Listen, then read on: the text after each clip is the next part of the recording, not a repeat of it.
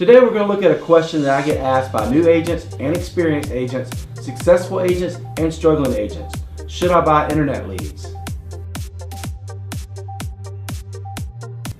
Lead generation through internet leads is a broad and complex topic that, to discuss it in depth, would take up a whole course. The goal of this video is to provide you with a general understanding of internet leads, help you define your expectations about internet leads, and identify the variables that will influence your success. By the end of this video, you will have enough information to decide if you want to take the next step in the process of buying internet leads. So let's start out with a quick overview of what it means to buy leads so that we're all on the same page. When we talk about buying internet leads, we are talking about when you pay upfront for the opportunity to get a lead. These are your pay-per-click leads, your Zillow leads, your Realtor.com leads, etc.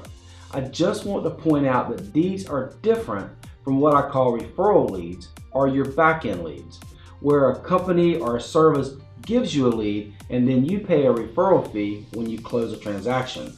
So the main distinction between the two is that when you buy internet leads, you pay up front and there's no guarantee of a sale, as opposed to a referral lead where you are given the lead and you only pay if a sale occurs.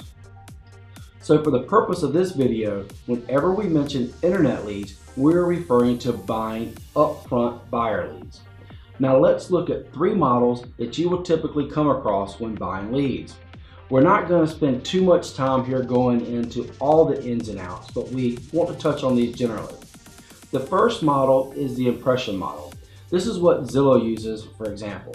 You buy impressions for a specific zip code. How this works is that when a user clicks on a property that is not listed by a Zillow Premier agent, there will be 4 agents displayed on the property details page. There will be the listing agent and 3 agents that are buying leads or ad spots. You pay for the number of times your ad is displayed as one of these 3 agents. The second model is the exclusive agent model, like Realtor.com. You pay to be the exclusive agent for a number of leads in a specific zip code. If a user submits the more about this property form, then you get this lead.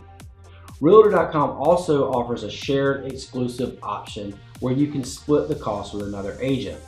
Realtor.com no longer guarantees the number of leads, but gives you a projection of leads based on past activity.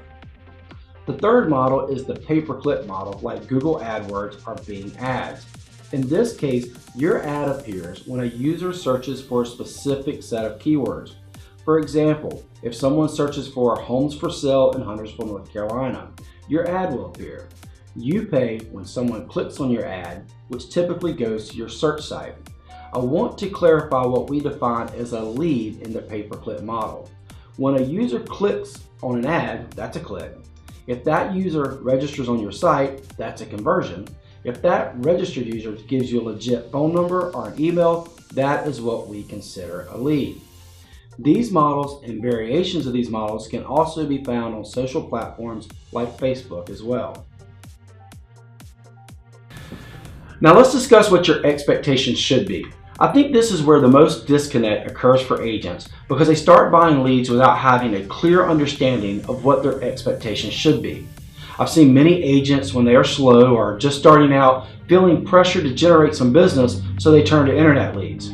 I've also seen agents get a phone call from one of the hundreds of services out there and decide on the spot to give it a shot. I mean, let's face it, it's pretty simple and quick. All you have to do is give them your credit card number and they'll have you up and running in a week. A lot of the agents treat it like playing the lottery. I'm going to give it a chance and see if I get lucky. That's one reason why you hear such a wide range of opinions from agent to agent. The agents that get lucky and get someone under contract while they're giving it a shot will tell you that it worked for them. And those that don't will tell you it's a waste of money. Most of the time you're not getting solid advice because the sample size is just too small. Either the budget or the campaign length is not sufficient to get an adequate number of leads, or the time frame for the results is too narrow. Let's break this down a little further. What is an adequate number of leads? Well, this will depend on your conversion rate. If the conversion rate is 3%, then out of every 100 legitimate leads, you should produce 3 sales. If the conversion rate is 1%, then you need 100 leads to produce a sale. What about time frame? What is the proper time frame? Let's look at an example.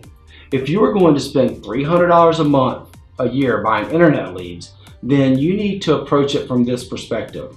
I'm going to spend $3,600 to generate 1 sale in the next 24 months. If we are strictly looking at return on investment, it doesn't matter if the sale occurs in month 3 or month 24. The ROI will depend on your sales price and your commission split. If it turns out to be a $200,000 sale generating $6,000 in commission and you're on a 70-30 split, then you keep $4,200. In this scenario, you have to ask yourself, am I willing to risk $3,600 to make $600? Now, if that sale turns out to be a $600,000 deal, which generates $18,000 in commission, and you're on an 80-20 split, then you keep $14,400. That's a 300% return on investment and an easier decision. Herein lies the frustrations for most agents. The outcome, which includes the sales price and the time frame, is unpredictable, so it's hard to nail down a ROI. I have personally seen an agent land a $2.6 million sale on a $100 a month budget.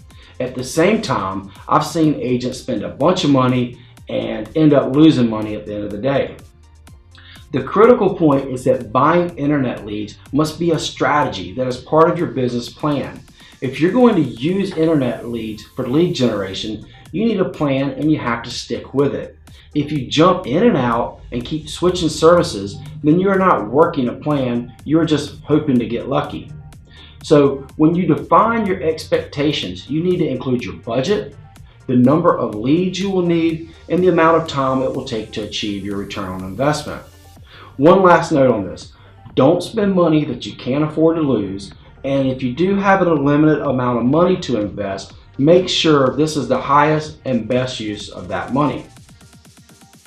Alright, let's talk about the variables that will influence your success. A lot of agents get hung up on choosing the right lead generation service or getting the best zip code.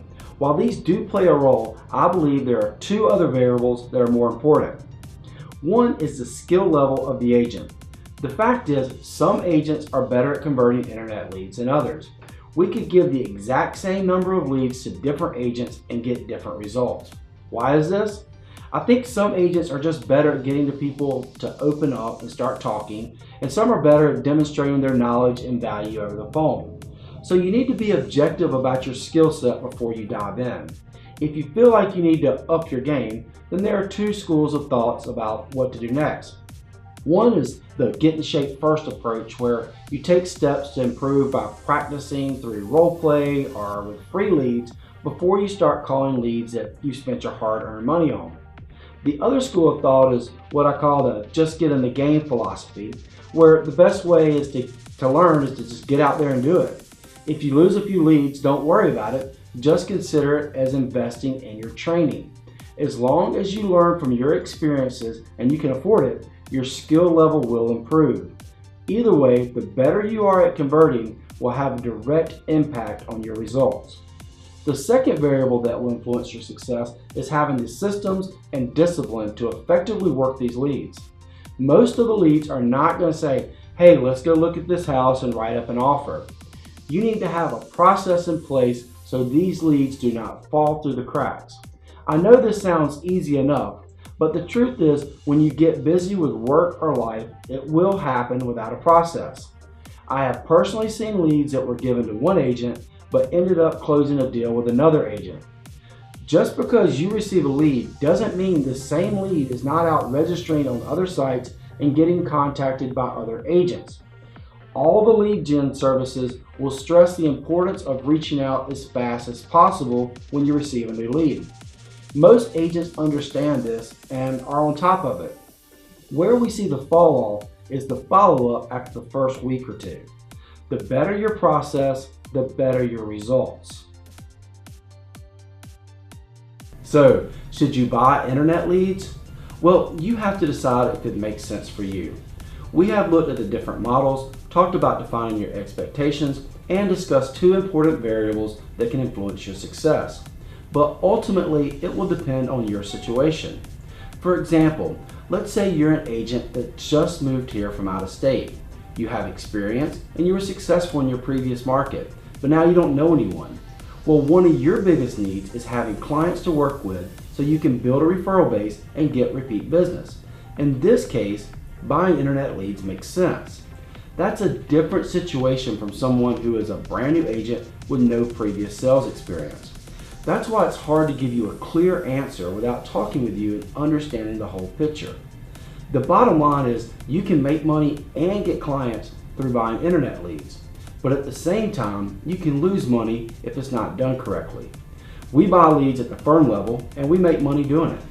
The biggest challenge that I see at the agent level is the budget that most agents are comfortable with creates a time frame that's longer than they expect. The longer it takes to pay off, the better the follow-up process has to be. Now, the agents that spend more than they are comfortable with often end up cutting the campaign short because they start feeling the financial strain. Most of our agents choose to work referral leads. As a firm, we buy the upfront leads and then assign them out to our agents for them to work as referral leads. At the end of the day, if you should buy internet leads will come down to your personal situation and if you will develop a plan to effectively work these leads. If you think internet leads may work for you, then your next step would be to explore topics like what type of leads should you buy, how to determine your budget, do you have a defined demographic or area. Answering these questions will help you to dial in a strategy and allow you to maximize your return on your investment. Well, I hope this video has helped you learn a little bit more about buying internet leads and giving you the information you need to take the next step. If you have any additional questions or comments, you can always reach out to me. Thanks.